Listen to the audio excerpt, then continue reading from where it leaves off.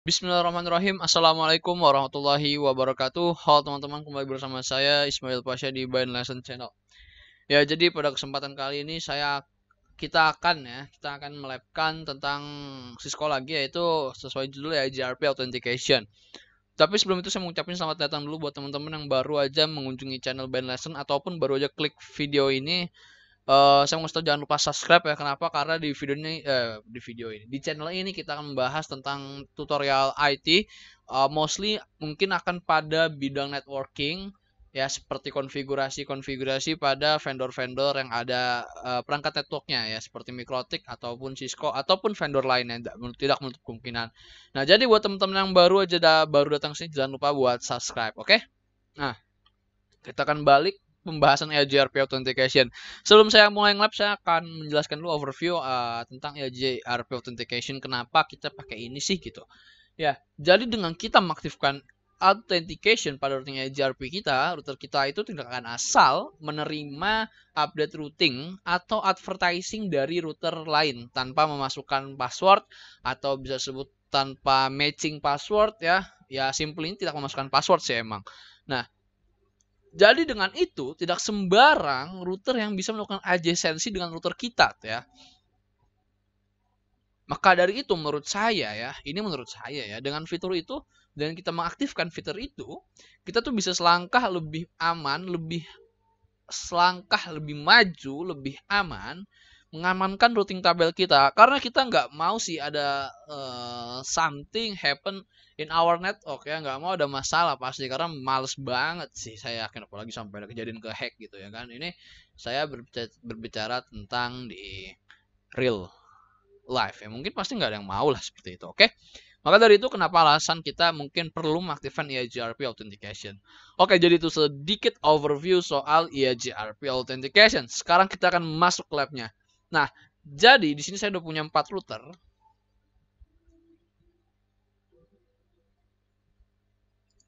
Oh, saya lupa ketutup. Bentar ya, saya buka dulu.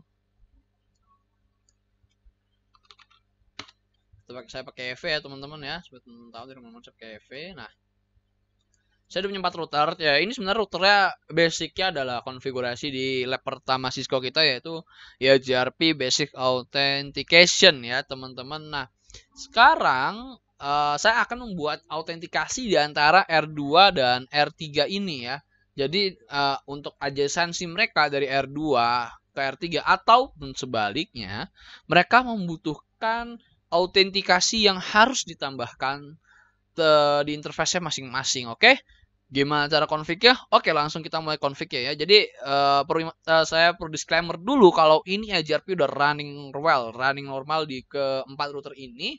Jadi udah pakai basic configuration EJRP. Buat teman-teman yang belum config, silahkan klik lab ke-38, video lab ke-38, itu saya menjelaskan bagaimana cara konfigurasi EJRP basic configuration, oke? Nah, di sini saya akan langsung ke lab konfigurasi EJRP authentication. Langsung aja kita start ya, kita masuk dulu ke routernya. Di sini saya akan tunjukkan kalau ini saya saya akan kasih before after ya setelah saya mengaktifkan autentikasi di salah satu router ya. Hanya mengaktifkan autentikasi di salah satu router. Apa yang akan terjadi dengan routing table ya? Oke. Oh, justru ini belum nyala teman-teman ya. Sebentar. Sorry. Ini ternyata saya tadi udah nyoba ya. Jadi saya sudah mencoba dan ternyata dia belum aktif juga.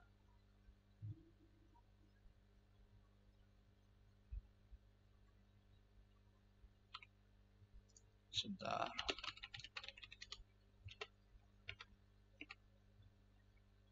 Oke, ya, jadi saya masih ada konfigurasi sebelumnya. Saya hapus dulu ya, sebentar. Karena ini nggak urut nantinya.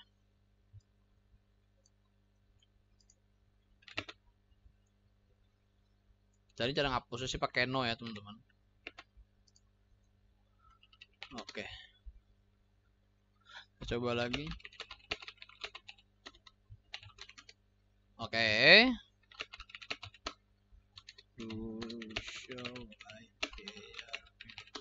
Oke teman-teman, ini adalah before ya. Saya akan menjelaskan. Ini before ketika salah satu sebelum normalnya seperti ini. Sekarang kita akan coba tambahkan configuration authentication ini di R2 ya. Di R2 yang mengarah ke R3, which is artinya kita akan mengaktifkan autentikasi di interface Ether 01. Alright. Nah, di sini kita lihat di sini routingnya itu ada 134.000 dan 34.000, oke? Kita akan coba aktifkan langsung aja. Yang pertama kita buat adalah kita harus membuat keychain-nya. Jadi keychain di sini ini custom setelah teman-teman ya. Saya akan membuat namanya yang gampang aja adalah out R2 R3. Kayak gini mungkin ya. Ini simple menurut saya sih. Lalu kita akan bikin key-nya. Di sini kita bikin key 1 ya. Saya menyarankan number key ini sebenarnya bisa banyak banget ya key identifier. Tapi saya menyarankan untuk yang sama AS-nya atau biar mudah itu di setiap router key-nya sama aja. Key-nya harus sama ya. Maksudnya nggak harus sih, tapi saya merekomendasikan lebih baik sama gitu. Nah, lalu sini saya akan ketikkan key string. Sebenarnya key string ini adalah passwordnya itu sendiri. Nah, kita bisa mau uncrypted atau hidden. Nah, tapi kalau saya mau pakai yang terakhir yang lain jadi uncrypted atau clear text lah simple ya. Saya clear text aja di sini misalnya saya bikin bind lesson passwordnya ya. Oke. Kalau udah sekarang kita masuk ke interface-nya. Dan di sini kita harus mengaktifkan IP interface salah masuk harusnya 01 ya.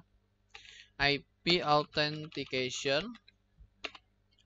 Pertama kita klik dulu yang mode ya, kita ke modenya dulu, mode EIGRP 1 MD5. Jadi nantinya routing kita ini akan di encap ya dengan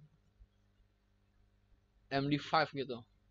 Jadi akan di hash lah ya simpelnya. Nah, terus kita tambahkan lagi satu lagi IP authentication keychain EIGRP, bener nggak? AS numbernya 1, terus nama keychainnya apa gitu ya kan. Dan sini tadi nama keychain saya adalah tadi apa kan Pak? Out R2 strip R3. Oke, kalau saya do show run akan seperti ini. Ini buat keychainnya seperti ini ya, ada 3 baris nantinya. Lalu di interface E01 itu ada 2 baris ini. Oke. Nah, kalau udah sekarang kita akan coba lihat apakah IP root masih ada. Harusnya sih nggak ada. Do show IP root EIGRP.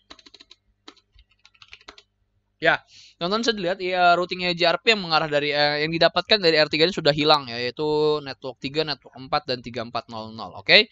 Berarti artinya kita sudah berhasil mengisolasi diri sendiri dengan autentikasi. Maka dari itu biar tidak terisolasi agar bisa terhubung kembali, kita harus mengaktifkan EIGRP authentication di router 3. Oke, kita pindah ke router 3 di sini. Di sini ada tulisannya out failure, artinya itu autentikasinya belum sama. Berarti kita harus mengaktifkan dulu ya autentikasinya. Saya lihat sauran dulu, sini saurannya masih kosong ya, nggak ada keychain, nggak ada di interface, nggak ada konfigurasi.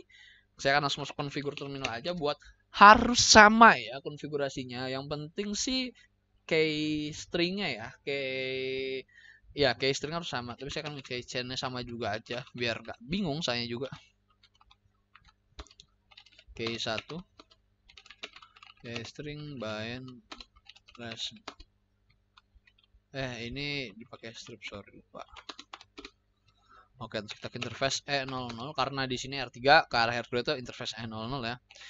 IP authentication mode EIGRP 1 MD5. Oke. IP authentication keychain. Oh iya, kita in dulu ya. Nanti kita debug habis ini biar kelihatan. Keychainnya itu EIGRP 1, namanya out R2 R3. Do debug EIGRP paket. Harusnya sih kelihatan sih di sini, tapi nggak tahu berapa lama kita harus lihat. Belum kelihatan. Tapi saya akan mencoba sambil mencoba melihat ya dari R sini apakah sudah up atau belum. Oke, di sini udah up teman-teman, dan do show IP root GRP pun udah up ya. Berarti artinya kita udah berhasil, dan benar di sini kita tuh harus mengaktifkan autentikasi di kedua sisi router agar mereka semua ini bisa saling bertukar informasi. Jadi autentikasi itu diaktifkan di dua router. Jadi kalau cuma satu router yang mengaktifkan autentikasi, dia nggak akan bisa terhubung dengan router tersebut ya, routing protokol ya. Dan kalau teman-teman debug, ini harusnya sih muncul di sini, tapi saya masih belum. Oh, oke, di sini udah muncul ya. Saya undebug dulu. Ya, bentar. Di sini udah muncul kalau paket mana tadi? Nah, received paket with MD5 authentication kayak ID1. Nah, artinya kita tuh udah berhasil gitu menggunakan MD5 authentication ini di sini. Dan tadi kita lihat juga kita sudah verifikasi kan dari do show IP root, terus do show bentar, EIGRP dan do show IP EIGRP itu sudah terhubung kembali. Artinya lab ini udah berhasil, teman-teman sudah berhasil mengamankan routing EIGRP teman-teman dengan EIGRP authentication. Jadi gitu teman-teman tutorial buat mengaktifkan fitur EIGRP authentication pada Cisco. Semoga bermanfaat. Mohon maaf kalau ada salah kata dan kekurangan. Jadi gini aja dari saya. Jangan kalau mau tanya silahkan di kolom komentar. Jangan lupa like, comment, share, dan subscribe-nya. Mohon maaf sekali lagi kalau ada salah kata ya. Jangan lupa di-share ya, karena siapa tahu teman-teman ada yang butuh juga gitu kan temennya. Oke, Ismail di sini dan saya pamit undur diri. Wassalamualaikum warahmatullahi wabarakatuh. Have a nice day.